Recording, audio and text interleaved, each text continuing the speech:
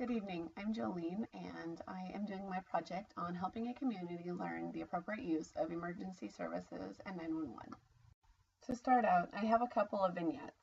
The first one, imagine you're a nurse in the emergency department. You hear an ambulance radio in, they have transport on the way. They are running at code 1, no lights or sirens, with an adult male, complaining of right eye redness and swelling, no pain, no discharge, no fever. The patient hasn't been hit in the head or the face, and no injuries are reported or noted. Is this appropriate use of EMS? Vignette number 2. As you're browsing CNN for the latest news, you run across a strange headline. Couple calls 911 for missing hash browns from fast food order. You think this couldn't possibly be a true story, but alas, as you click the link, you realize it is true. A couple has called 911 to complain about missing food from their fast food order, citing they felt the restaurant was stealing money from their pockets. You see it all too often. An internet news headline here, a TV news story there. People are calling 911 for reasons best left to either a phone call to a corporate office or to an owner of a business. Sometimes you see people in the emergency department waiting room that decided at 12 a.m. they needed to have a doctor see their eye that was swollen, red, with no discharge or injury, something that could have probably waited to see their primary care provider or urgent care when it opened in a few hours. This problem was brought to my attention in the course of my interviews for my community assessment. I interviewed a local area firefighter, and he stated one of the biggest health issues for the Orchards area that he noticed was inappropriate use of 911 and emergency services. I also noticed this in a different area in Portland when I was doing my clinical rotation at Providence Portland's emergency department. This fireman said it would take a concerted effort between many different entities, local hospitals, police and fire services, Washington State University, etc., to effectively get the message out. This led me to thinking, what could I do to begin to assist with educating the community that I live in? And that led me to want to make a poster to place up in a local supermarket and in a church in the heart of this community. I know it is small, I'm just one person, but perhaps the message would begin to spread and a community might grow a little stronger and a little healthier. Misuse of emergency services, EMS, which includes 911 calls, is not new. An article from 1996, Performance of a System to Determine EMS Dispatch Priorities, discusses using EMS for non-urgent or emergent transport.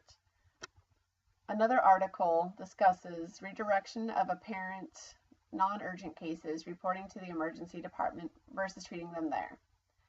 And an article by Carrot, Fassa, and Dominguez discusses the fact that people seek emergency care for ongoing problems such as pain management or tests they were unable to obtain from a PCP or could not afford. People misuse emergency services for a variety of reasons, though many feel that their situation is different and more aptly meets criteria for using emergency services, either in ED or calling 911, as in Vignette 2. We've also seen young children pick up a phone and begin to press buttons, easier on landlines, but nonetheless, accidental 911 calls do eat up time and resources. I'm going to look at with you the 3 articles that I mentioned. The first one, Performance of a System to Determine EMS Dispatch Priorities. So even in the mid-1990s, misuse of emergency and 911 services was 30% to 50% of calls or people coming into the emergency room. This may be intentional or accidental, caused by lack of information regarding what EMS was for and when to use it. One way to curb overuse and lack of resources for those truly in need was for EMS districts to implement sending ambulances, police, and fire vehicles out based upon an acuity scale instead of first call, first served. By implementing protocols with standard questions to determine the acuity of patients, the EMS dispatchers were able to send emergency response out based upon who was determined to be the most in need instead of who called in first. In this study, the researchers had the dispatchers and attending physicians rank the acuity of reviewed charts. It was found that there was not necessarily agreement between the dispatch and doctors about who should have more urgent care.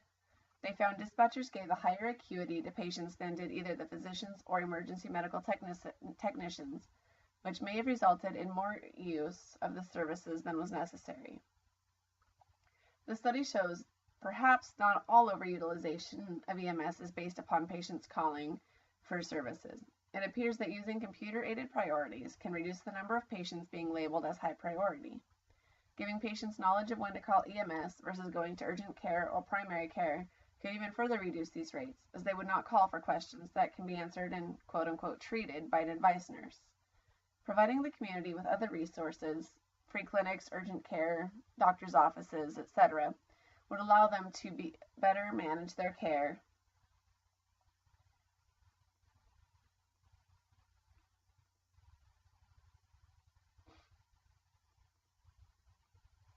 without adversely affecting outcomes or misusing emergency services. In the article, ED Patients, How Non-Urgent Are They? Systematic Review of the Emergency Medicine Literature, non-urgent patients have been blamed for the backlog of emergency services in emergency departments, and that problem could stem from a combination of non-urgent patients with an inadequate supply of resources or funds.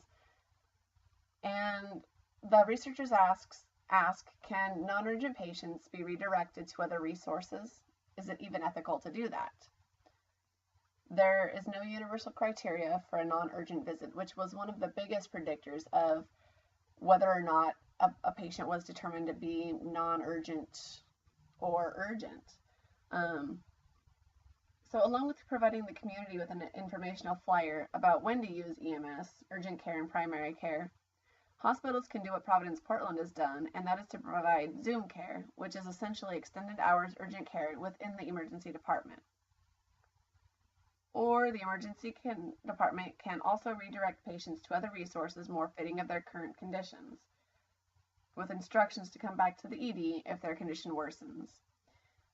And actually, Dern et al., as I mentioned, state that redirection has ethical implications such as availability of services, a patient's ability to access these services, etc. There may also be legal implications in the US as well as France, according to this article. The authors also note that this could potentially cause problems with the safety and efficacy of care by turning away patients that may be in need of more care than their physical condition shows. This is when very skilled triage would be a plus, and one reason why in the emergency department at Providence Portland, they only allow experienced emergency nurses to work the triage desk. In the literature review, again, it was found there was no universal criteria for what constituted non-urgent. And when EMTALA was implemented in the early 2000s, it became illegal for hospitals and urgent cares in the US to turn away any patient presenting to the ED for evaluation or treatment. In the previous article, as you'll note here, there's no standardized criteria for non-urgent versus urgent. In the previous article, the ED doctors that considered them non-urgent, some of the criterion used were delay of care, meaning the patient waited between 3 and 72 hours after the onset of the symptoms or injury to obtain care. And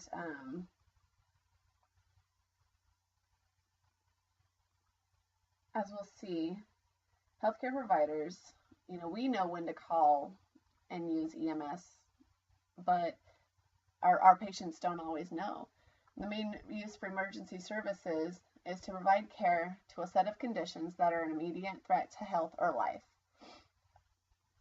Patients often use EMS as a means for obtaining evaluative tests and medications to relieve their symptoms related to inability to receive it at other times or places for whatever reason.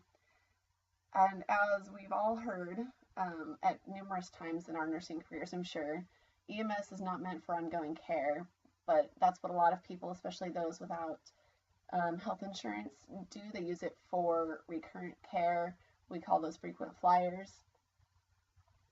And in this current article, Inappropriate Use of Emergency Services, a Systematic Review of Prevalence and Associated Factors, the authors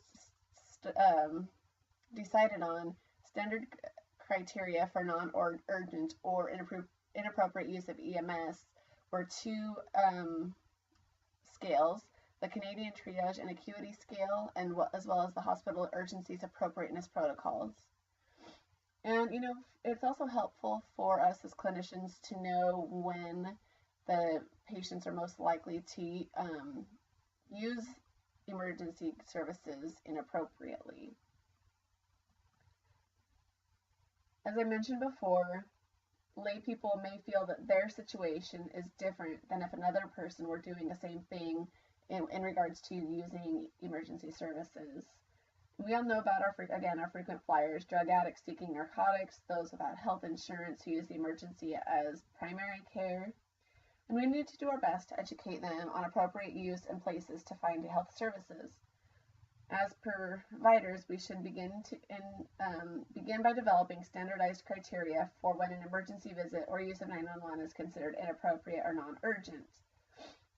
The Canadian Triage Acuity Scale classifies waiting times by a scale, urgentness rather, on a scale of 5 or 5 levels of acuity, on the basis of waiting times allowed to see the MD, risk to vital organs, risk of death, pain, possibility of complications, and the origins of the injury or symptoms. The hospital urgency's appropriateness protocols are based on a set of evaluations, and a patient is considered urgent whenever one of the criteria are met.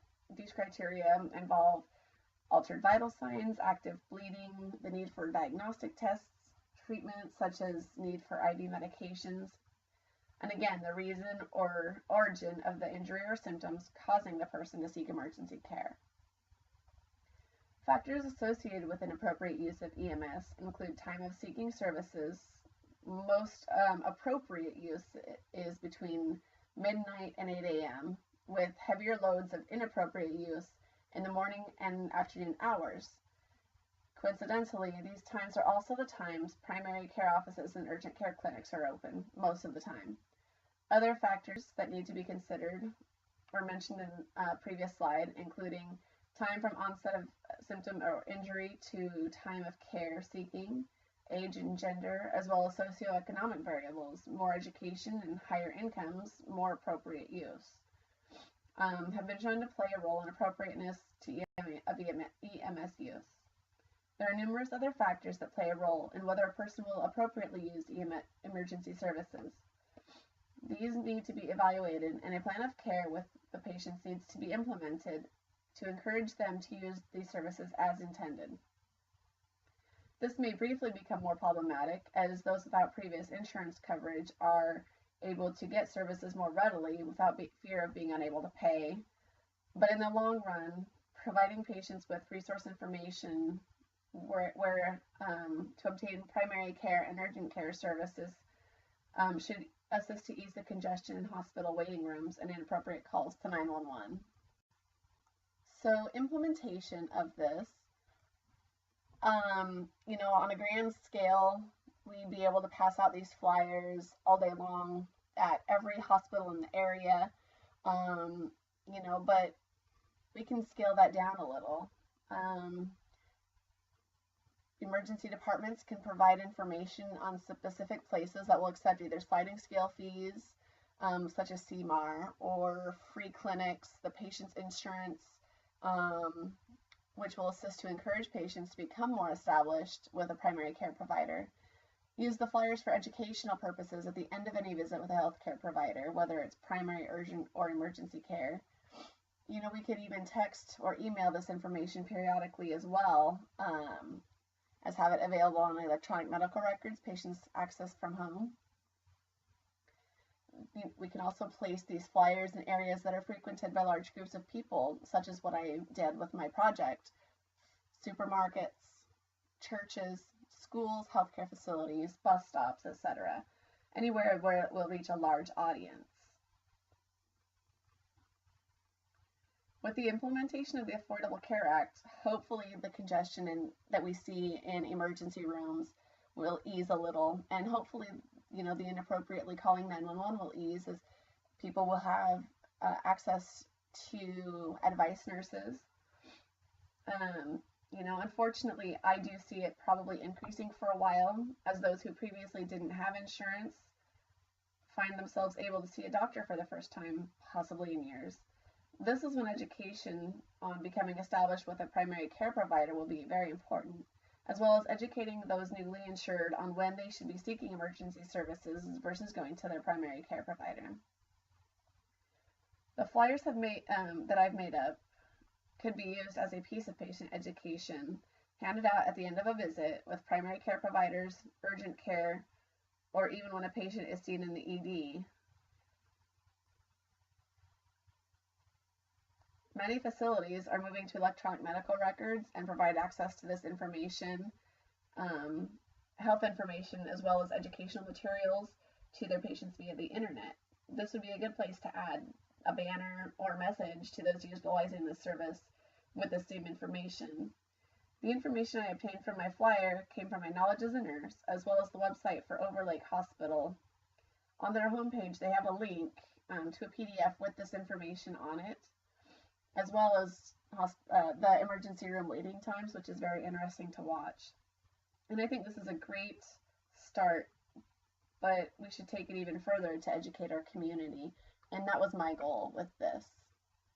If you have questions, please feel free to email them to me, Joline.walker at the WSU email, or you can post them in the discussion forum, and I will do my best to answer them. I hope you enjoyed my presentation. Thank you.